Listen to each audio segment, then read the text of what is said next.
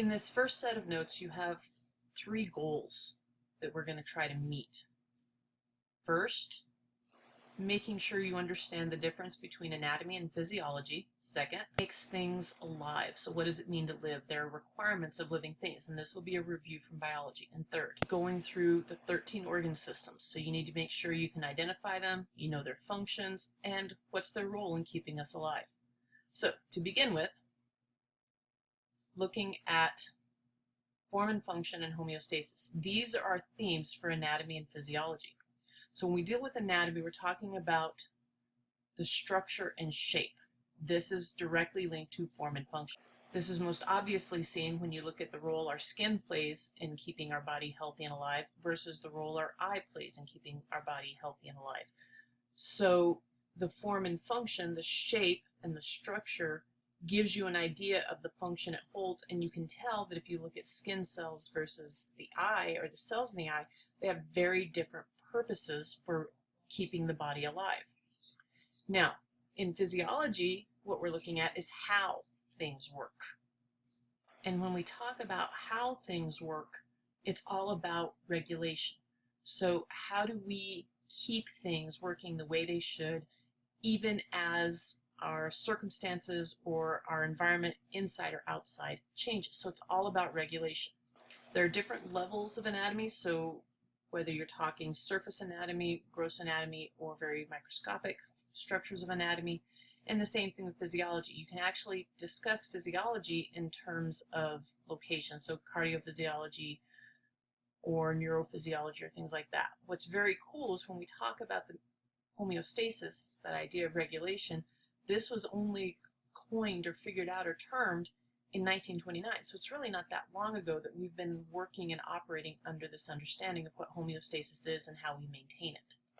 So now let's jump right into what we consider necessary life functions. So necessary life functions involve things like maintaining boundaries. So this is most obviously seen when we discuss a cell membrane.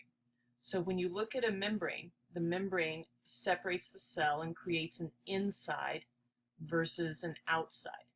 And so that separation is huge. If we cannot separate things, we can't create areas of concentration or take advantage of what that allows us to do within the body. The second thing would basically be movement of substances, both of the body. So locomotion would be movement due to muscle contraction. We move our legs and arms, as well as things inside the body. So how our heart pumps the blood to get the blood, which carries oxygen, moving all around the body. Responsiveness is huge. The ability to sense change and react. If we can't adjust for how things are operating in the body, so if we see that things are moving too fast, just like in a car, if it's too fast, we hit the brakes. If we're going too slow, we hit the gas. Our body has to be able to do that, but our body has to recognize or know when that has happened, and that's what the role of responsiveness is. Digestion, very simply, breakdown and delivery of nutrients. If we can't break our food down and get the parts out of it that we need, eating is a waste of time, and that's a shame. Who wants eating to be a waste of time? Now, that brings us to growth, which is simply increasing the cell size or number. So you started out as a single cell, and those cells have multiplied to create the multiple millions of cells that are now you. And so that's the ability to grow. Metabolism is linked to digestion and growth because it's all of the chemical reactions. So this is how we make energy, this is how we rebuild, this is how we make membranes, how we make particles that we use in terms of steroids so that your body can grow, the difference between male and female. All of that is metabolism. So every single chemical reaction within the body, everything that involves the making of something or the breaking down of something falls under metabolism. Excretion is simply we got to get rid of waste. If you don't get rid of waste, you poison yourself. So we have to have mechanisms for getting rid of that. The most obvious one, if you breathe out, you're eliminating CO2 that was a byproduct of using oxygen. We have to breathe in oxygen, but oxygen is used to make CO2 from the breakdown of all of the stuff that we did when we broke down our food and in the growing of our cells and all the metabolic processes that are taking place. And lastly, reproduction. We have to be able to reproduce for future generations. So this is why you have different sexes. We humans are one of many organisms that take advantage of sexual reproduction. You have to have a male and a female. This brings us to survival needs. When we discuss survival needs, we're talking about what every organism has to have to be alive, to stay alive. So we're not just talking about how we identify living things. So when we talk necessary life functions, for something to be alive, it has to do all 8 of these: maintain boundaries, grow, and movement. Now we're talking about what's required in terms of that. So this is what we need to stay alive. So we have to be able to get food. Again, we have to be able to get the chemicals and the nutrients that we need to keep all of our cells operating. They use stuff and they break it down. So we have to be able to resupply those needs. Oxygen, we're aerobic. We have to have oxygen for respiration. Remember that discussion about how, in biology, how you make ATP? Oxygen's required for that. When we deal with water, you've heard the stories. If you can live without food for a couple of days, but you cannot live without water. And it's because water is necessary for all of our chemical reactions. The ability to dissolve in water or not to be dissolved in water is huge to how we regulate and control what goes on in our bodies. Plus, since our bodies are mostly water, we have to maintain a certain amount of water in them. Blood is mostly water. Your urine is obviously water. There's actually water in your feces. So it plays a huge role in just normal operation of the body. Next would be atmospheric pressure. So real quick, do me a favor, take a few deep breaths. So put your hands on the base of your ribs, breathe in, you feel your ribs expand, breathe out, you feel your ribs contract. You're actually changing the pressure inside your lungs. Your diaphragm is relaxed. When you breathe out, you're actually letting your diaphragm relax.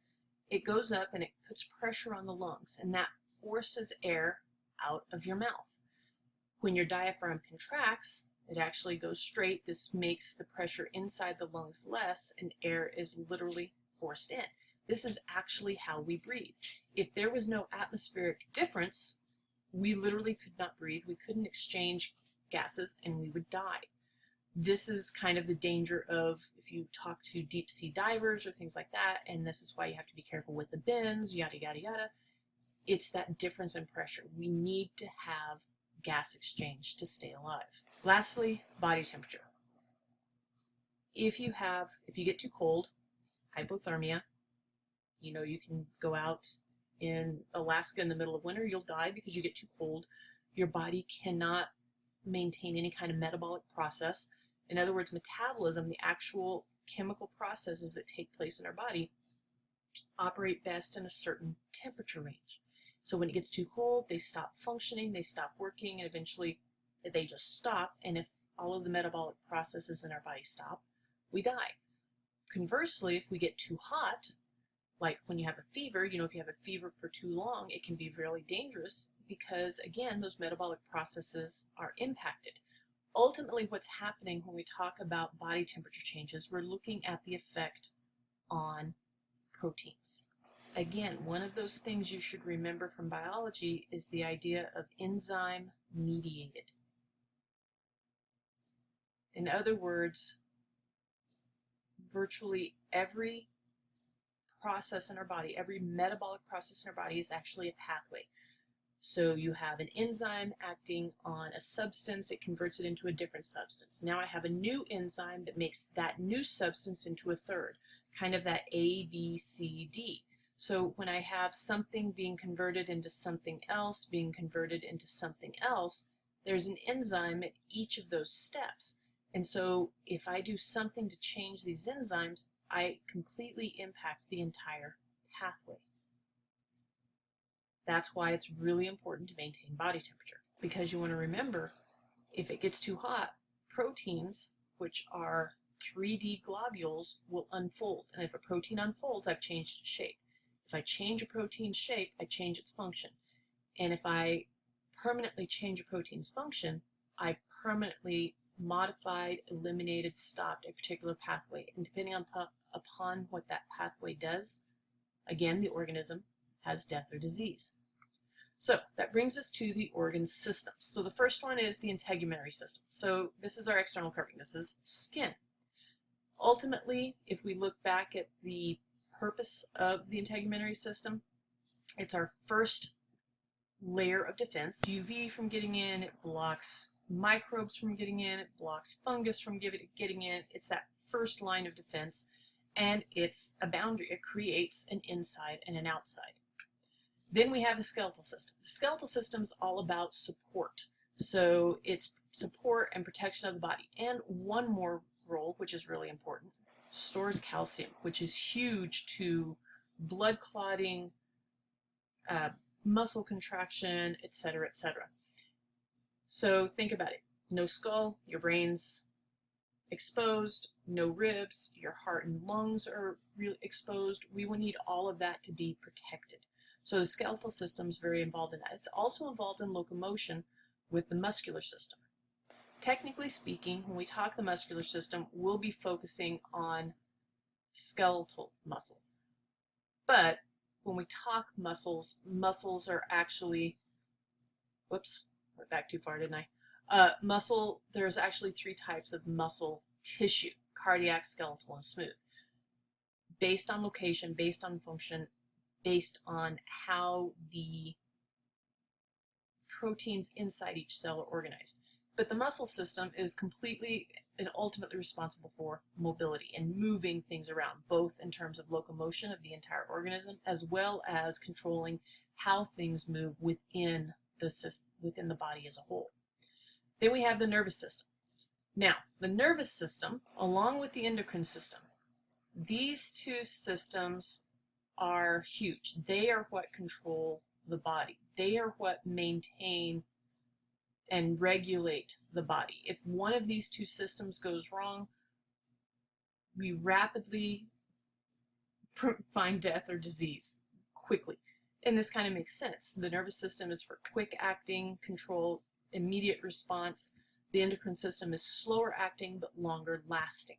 So these are our major control systems for the body.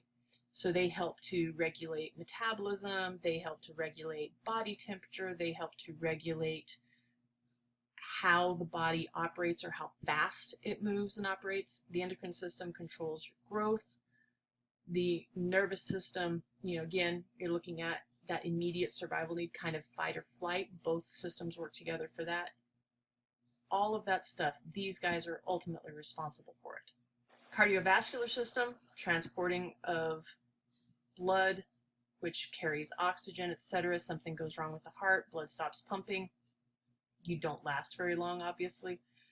Lymphatic system is associated with defense. In other words, if something bad gets into the body, a foreign microbe, germ, bacteria, virus, something, the body has to be able to act against it. And not just in terms of microbes. Think about it when you have a pimple or when you have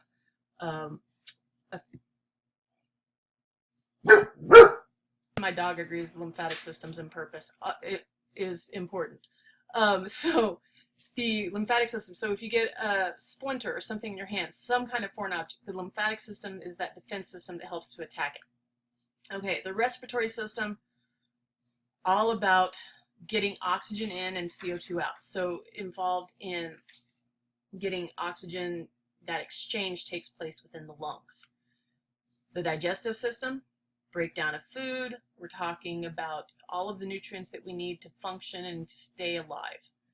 And then we have the urinary system. Now, the urinary system is surprisingly important because it eliminates nitrogenous waste, but it regulates the water and part of that electrolyte balance in the body. So if we didn't have regulation of water and the control of how much water we keep or eliminate, again, since we're mostly water, bad things would happen.